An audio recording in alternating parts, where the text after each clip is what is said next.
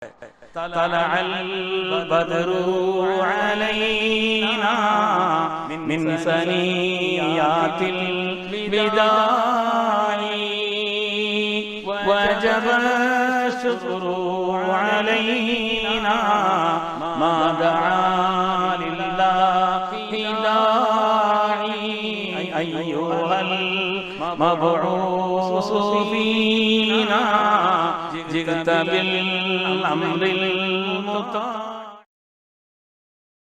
பிஸ்மில்லாஹிர் ரஹ்மானிர் ரஹீம்.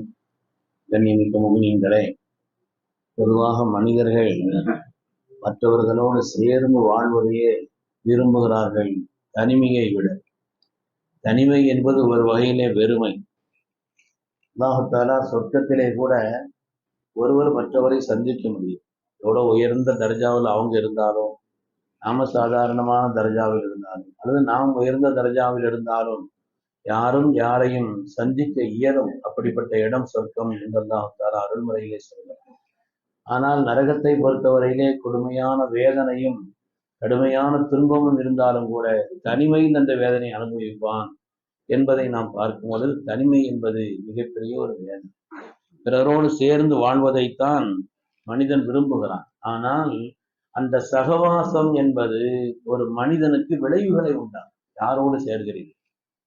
யாரோடு சேர்கிறீர்களோ அந்த சகவாசம் இந்த மனிதனுடைய வாழ்க்கையிலே நிச்சயமாக விளைவுகளை உண்டாகும். சுறுசுறுப்பா நடக்கிற ஒரு ஆள் கூட நடந்தா நாமளும் சுறுசுறுப்பா நடப்போம். ஒரு ஆள் வேகமா போறாருன்னா நம்மளும் வேகமா ஒவ்வொரு காரியத்திலையும் இருப்போம். ஒரு அறிவாளிகளோடு பழகினால் நாமும் சிறந்த அறிவாற்றலை பெறக்கூடிய வாய்ப்பு இருக்கிறது. அது மாதிரி பக்திமான்களோடு பழகினால், நல்லவர்களோடு பழகினால், ஆலிம்களோடு தொடர்பில் இருந்தால் இவரும் தீனுடையவர்களாக மார்க்க தொடர்புள்ளவர்களாக இருப்பார் என்பதை நாம் நடைமுறையிலே பார்க்கிறோம். உண்மையான பெருமக்களே, இமாம் சுஃபியான் சௌரி ரஹ்மத்துல்லாஹி அலைஹி அவர்கள் மிகப்பெரிய அந்தஸ்து பெற்ற ஒரு இறைநேசர். அவங்க சொல்றாங்க, அபூ ஹாஷிம் சூஃபி என்ற ஒருவரோடு எனக்கு தொடர்பு மாத்திரம் இல்லாமல் இருந்திருந்தால் முகஸ்துதியினுடைய அந்த நூல் இழையை என்னால் விளங்க முடியாமல் போயிருக்கும். முகஸ்துதின்னா என்ன? முகஸ்துதி எதனால் ஏற்படுகிறது, எப்படி ஏற்படுகிறது, இது முகஸ்துதியா இல்லையா? 4 பேருக்கு தெரியுற மாதிரி ஒரு காரியத்தை செய்யறோம், முகஸ்துதியா இல்லையா? இந்த முகஸ்துதி சம்பந்தப்பட்ட நூல் இழை வித்தியாசத்தை எல்லாம் எனக்கு தெளிவாக சொல்லி தந்தவர்கள் இதற்கு அபூ ஹாஷிம் சூஃபி. அவங்க இல்லைன்னா நான் இதை விளங்கியிருக்க முடியாதுன்னு சொன்னாங்க. இமாமுல்லாஹும் அபூ ஹனீஃபா ரஹ்மத்துல்லாஹி அலைஹி சொல்வார்கள், இமாம் ஜாஃபர் சாதிக் ரஹ்மத்துல்லாஹினுடைய அந்த தொடர்பு 2 வருஷம் எனக்கு இருந்தது. அந்த 2 வருடங்கள் இல்லை என்று சொன்னால் நான் பல வகையில் நஷ்டப்பட்டு போயிருப்பேன் சொன்னார். அதனால ஒரு மனிதனுடைய வாழ்க்கையிலே நல்லோர்களோடு, சாலிஹீன்களோடு, உலமாக்களோடு, நன்மக்களோடு உள்ள தொடர்பு இருக்கிறதே நமக்கு இம்மை மறுமை இரண்டிலும் மேன்மையை தரும் என்பதிலே எந்த விதமான சந்தேகம் இல்லை. சய்யிதுனா அபூ தர்தா ரலியல்லாஹு தஆலா அன்ஹு சொல்கிறார்கள், வமா நஹனு லௌலா கலிமாத்துல் உலமா, உலமாக்களுடைய அந்த வழிகாட்டுதலும் அந்த வார்த்தைகளும் இல்லை என்று சொன்னால் நான் நஷ்டப்பட்டு போயிருப்பேன்னு சொன்னேன். நாங்க ஒன்றுமே இல்லாமல் ஆகியிருப்போம்னு சொன்னான். அப்ப அதனால நல்லவர்களோடு தொடர்பு துன்யாவில் மாத்திரமல்ல, கியாமத்திலும். ஏனென்றால் நரகவாசிகள் நரகத்தில் புலம்புவார்களாம், ஃபமாலனா மின் ஷாஃபிஈன் வலா ஸதீகின் ஹமீம், யாரும் பரிந்துரை செய்யக்கூடியவர்கள் எங்களுக்கு இல்லையே, நெருக்கமான நல்ல நண்பர்களும் எங்களுக்கு இல்லையே என்று அந்த நேரத்தில் பதறுவார். அதுல இமாம் ஹசன் பஸ்ரி ரஹ்மத்துல்லாஹி அலைஹி விளக்கம் எழுதுறாங்க, சொர்க்கத்திலே ஒரு நல்ல நண்பன் உள்ள போயிட்டான், ஆனால் அல்லாஹ் அவனிடத்தில் கேட்பான், உனக்கு எல்லாம் கிடைத்து விட்டது.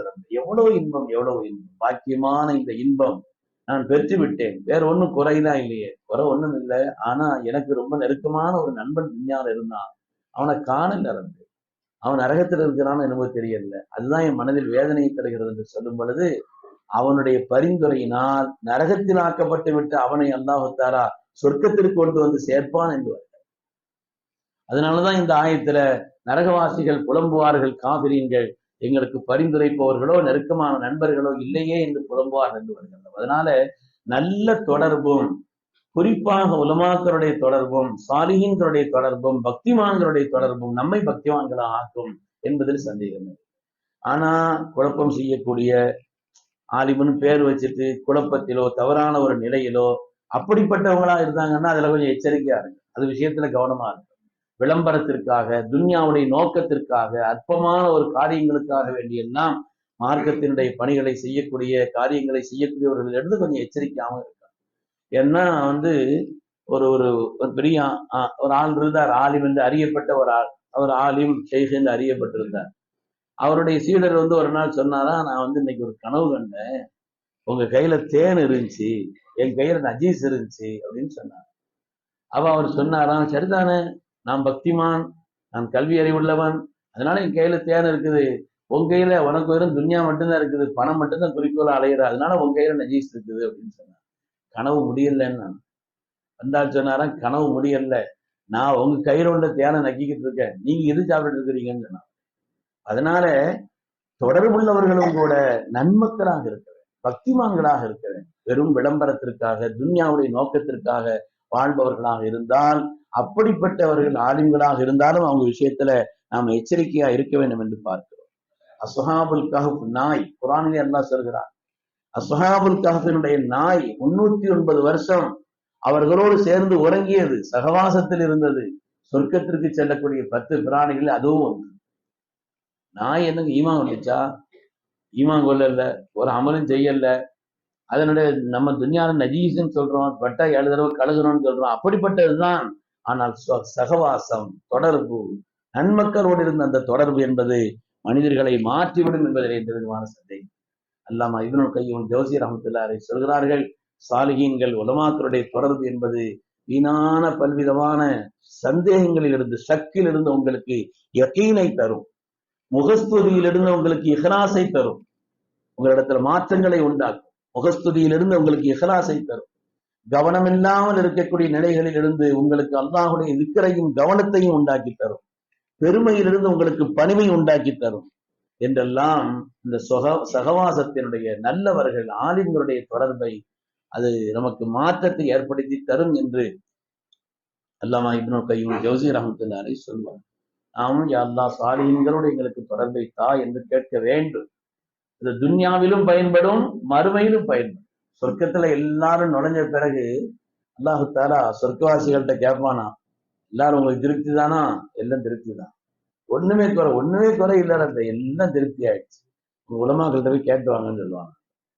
உங்க உலமாக்கள்கிட்ட கேளுங்க, ரப்பு கேட்கறான், நாங்க இப்படி பதில் சொன்னோம், என்ன முடிஞ்சான்னு கேளுங்கன்னு சொல்லுவாங்க. அப்ப அவங்க உலமாக்களை தேடி போய் கேட்பாங்க, அவங்க சொல்லுவாங்க, அல்லாஹ்வுடைய லிகா வேணும்னு கேளுங்க, அது சொர்க்கத்தினுடைய இன்பங்களை விட பெரியது ரப்பினுடைய லிகா என்பது, அதனால அதை கேளுங்கன்னு சொல்லுவாங்க. அதுக்கு பிறகு லிகாவை கேட்பார்கள் என்று வந்திருக்காரு. அருமையான பெருமக்களை, அல்லாஹ் தஆலா சாலிஹீன்கள், பக்திமான்கள், பரிசுத்தமான தன்மை உடையவர்கள், சிறந்த ஆலிம்கள், அப்படிப்பட்ட நல்லவர்களோடு அல்லாஹ் நம்முடைய தொடர்பை ஆக்கி வைத்துள்வானாக. தீயவர்களான, நம்மை பாவங்களில் அழைத்து செல்லக்கூடிய, தவறான நிலையில் ஆக்கக்கூடிய, நம்மை துன்யா ஆகிரத்தில் நஷ்டத்தில் ஆக்கிவிடக்கூடியவருடைய தொடர்பில் இருந்து அல்லாஹ் நம்மை பாதுகாத்துள்வானாக. ஆமீன் ஆமீன் யா ரப்பல் ஆலமீன். வ ஆகிரு தஅவானா அனில் ஹம்துலில்லாஹி ரப்பில் ஆலமீன். சுப்ஹான்